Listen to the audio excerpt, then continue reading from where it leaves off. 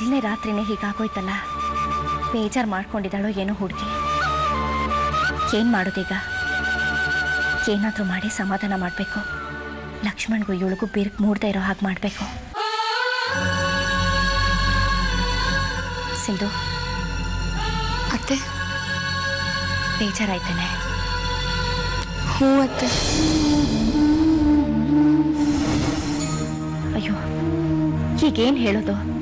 ಪಾಪ ಅತ್ತೆ, ಅಮ್ಮನೂ ಇಲ್ಲ ಅಪ್ಪನೂ ಇಲ್ಲ. ನೀವೆಲ್ಲ ಇದ್ರು ಇವರೇ ನಮ್ಮವರು ಅಂತ ಗೊತ್ತಿರಲಿಲ್ಲ. ಎಷ್ಟು ಕಷ್ಟ ಅಲ್ವಾ ಅವಳಿಗೆ. ಅನುನ ನೋಡ್ತಿದ್ರೆ ನನ್ನ ಕರಳು ಚುರುಕ್ ಅತ್ತೆ.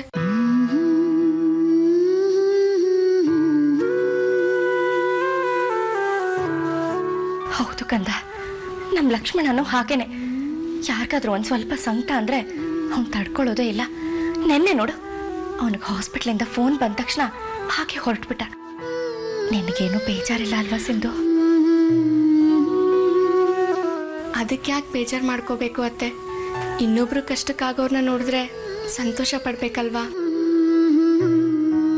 ಇಷ್ಟಾದ್ರೂ ಮನುಷ್ಯತ್ವ ಉಳ್ಕೊಂಡಿದೆಯಲ್ಲ. ಒಳ್ಳೆ ಗಂಡ ಸಿಕ್ಕಿದ್ದಾರೆ ಅಂತ ಖುಷಿ ಆಗ್ತಿದೆ ನನಗೆ. ಅಷ್ಟು ಅರ್ಥ ಮಾಡ್ಕೊಂಡ್ರೆ ಸಾಕು ಕಂದ, ನೀನು ಸುಖವಾಗಿರ್ತೀಯ. ನನ್ನ ಬಂಗಾರ ಸೊಸೆ ಕಣೆ.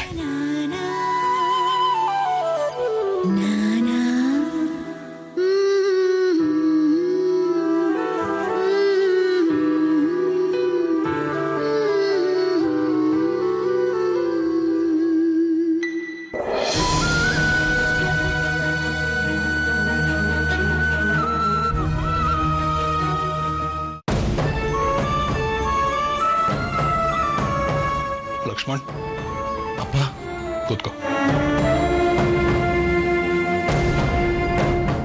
ಸಿಂಧು ಎಲ್ಲಿ?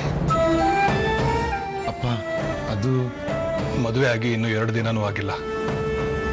ಹೆಂಡತಿ ಮೇಲೆ ಗಮನ ಇರಬೇಕು ಲಕ್ಷ್ಮಣ್. ಸಿಂಧುನ ರಾಜೀವಿ ಜೊತೆ ಇರು ಅಂತ ಸ್ವಲ್ಪ ಹೊತ್ತಿಗೆ ಮುಂಚೆ ನಾನೇ ಹೇಳಿತ್ತು.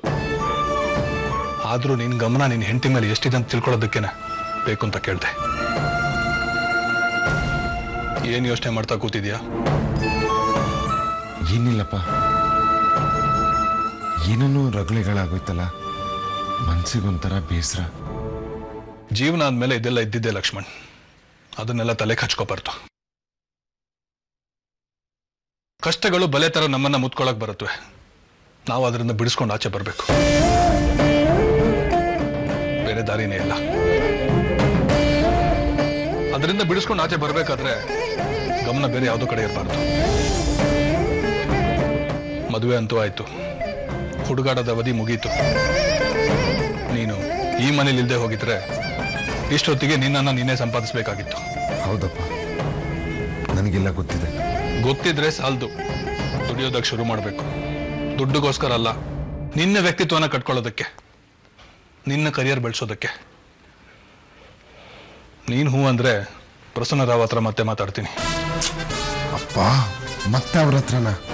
ಹೌದು, ಎಲ್ಲಿ ಅವಮಾನ ಆಗಿದೆಯೋ ಅಲ್ಲೇ ಸನ್ಮಾನ ಮಾಡಿಸ್ಕೋಬೇಕು. ಅದು ಛಲವಂತರ ಲಕ್ಷಣ. ಇಲ್ದೇ ಹೋದ್ರೆ ನೀನೆಷ್ಟೇ ದೊಡ್ಡ ಮನುಷ್ಯ ಅನ್ನಿಸ್ಕೊಂಡ್ರು ಅವನ ಮನಸ್ಸಲ್ಲಿ ನೀನೊಬ್ಬ ನಾಲಾಯಕ ಅನ್ನೋ ಭಾವನೆ ಉಳ್ಕೊಂಡಿರುತ್ತೆ. ಪ್ರಸನ್ನ ರಾವ್ ಹತ್ರ ಮಾತಾಡ್ಲಾ? ಇಲ್ಲಪ್ಪ, ನಾನು ಅವ್ರ ಹತ್ರ ಹೋಗಲ್ಲ. ಹೋಗಲ್ಲ ಅಂದ್ರೆ?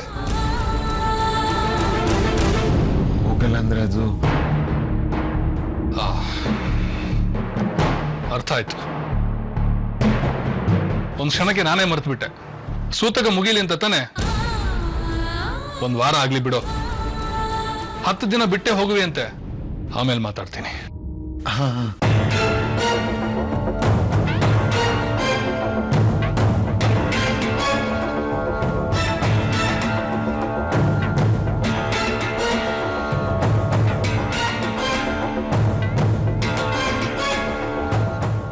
ಹೇಳ್ಬಿಡ್ಬೇಕಾಗಿತ್ತು, ಆದ್ರೆ ಹೇಳ್ದೆ ಇದ್ಬಿಟ್ಟೆ. ಮಾತಾಡಿದ್ರೆ ಮುಗ್ದು ಹೋಗಿರೋದು. ಛೇ, ಇನ್ನೊಂದ್ಸಲ ಕೇಳಿದ್ರೆ ನಾನು ಲಾಯರ್ ಆಗಲ್ಲ ಅಂತ ಹೇಳಿ ಬರ್ತೀನಿ.